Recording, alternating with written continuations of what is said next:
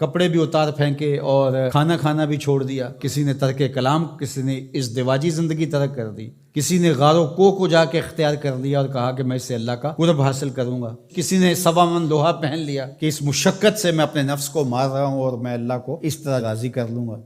تو اس طرح سے اپنے آپ کو مشقت میں مبتلا کر دیا اور وہاں جا کھڑے ہوئے جہاں شریعت نے ان کو کھڑا ہونے کا نہیں کہا ہے۔ تو پھر کیسے زندگی میں نیکی کا حقیقی تصور ابھر سکتا ہے؟ کہا کہ اس کو ابھارنے کے لیے، حقیقی رہنمائی لینے کے لیے تمہیں پیغمبروں کی دہلیز پہ آنا ہوگا۔ جب پیغمبروں کی دہلیز سے ہٹو گے پھر خود ساختہ چیزیں، یہ جو روحانیت گھڑی ہے ماضی میں یہود نے، نصارہ نے، یہ حضرت عیسیٰ علیہ السلام کی اور ان پیغمبروں کی تعلیمات نہیں تھی، انہوں نے خود گھڑی ہے کہ ہم یہ نہیں کریں گے، ہم وہ نہیں کریں گے۔ اسلام نے اس کی نفی کر دی، سرے سے نام لے کر، لا رہبانیت فی الاسلام، اسلام میں رہبانیت نہیں ہے۔ اسلام کی رہبانیت ایک ہی بتائی گئی ہے اور وہ جہاد ہے، جس میں آپ اپنا سب کچھ پیش کر دیتے ہیں، اور اس کا مقصد بھی غلبہ حق ہے، اسلام کے پرچم کو بلند کرنا۔ باقی آپ کو انفرادی طور پہ کچھ وقت کے لیے تبتل اختیار کرنے کا کہا، جس طرح رمضان المبارک میں آپ اعتکاف بیٹھیں، آپ نماز میں یکسو ہو جائیں، تو کچھ مخصوص چیزیں ہیں جس سے آپ کی تربیت ہوتی ہے،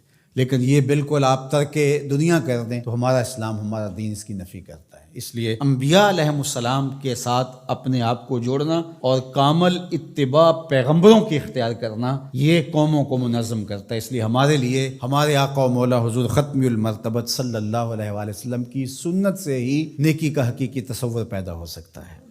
خلاف پیمبر کسے را گزید، ہرگز نخواہت بمنزل رسید۔ سعدی شیرازی فرماتے ہیں حضور کے بتائے ہوئے طریقے سے ہٹ کر کے اگر کسی نے کوئی طریقہ اختیار کیا، وہ منزل کے قریب پھٹک بھی نہیں سکتا ہے۔ منزل نصیب ہوگی تو حضور کے قدموں سے نصیب ہوگی۔ اس لیے النبیین، نبیوں پر ایمان لانا یہ بر ہے۔ وآت المال علی حبہ ذوی القربى والیتامى والمساکین وابن السبیل والسائلین وفی الرقاب، اور اپنا مال اس مال کی محبت کے باوصف دینا۔ ایک تو ہے کہ مال کی محبت نہیں ہے اس کو دینا، یعنی وہ مال جو آپ کے اوپر بوجھ بنا ہوا ہے، گھر پڑا یہ کھانا خراب ہو رہا ہے تو بیوی بھی بار بار کہتی ہے اس کو کہیں ٹھکانے لگاؤ یا باہر پھینکاؤ یا کسی کے منہ میں پڑ جائے، تو وہ اگر اٹھا کر آپ کسی گلی میں گزرتے فقیر کو دے دیتے ہیں تو آپ اس کو نیکی سمجھتے ہیں۔ خود سمجھو ذرا کیا یہ نیکی ہے؟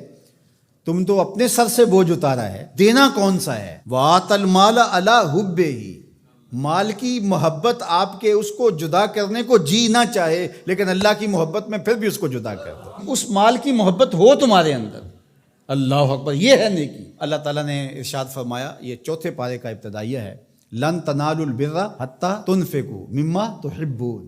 وہاں بھی بر کا، اتنی دیر تک تم بر کو پہنچ نہیں سکتے، نیکی کو حاصل ہی نہیں کر سکتے۔ لن تنالو، آپ طلباء سے پوچھئے، حرف ناصب جب مضارع پہ داخل ہوتا ہے تو مستقبل کی ابدی نفی کرتا ہے، تو فرمایا کہ تم نیکی کو حاصل کر ہی نہیں سکتے حتی تنفقوا، یہاں تک کہ تم خرچ کرو، مما تحبون، اس مال سے جس کو تم پسند کرتے ہو۔ یہ تو اللہ کا کرم ہے کہ مما تحبون کہہ دیا، اگر اللہ کہتا اس سارے مال کو خرچ کرو تو مشکل بن جاتی۔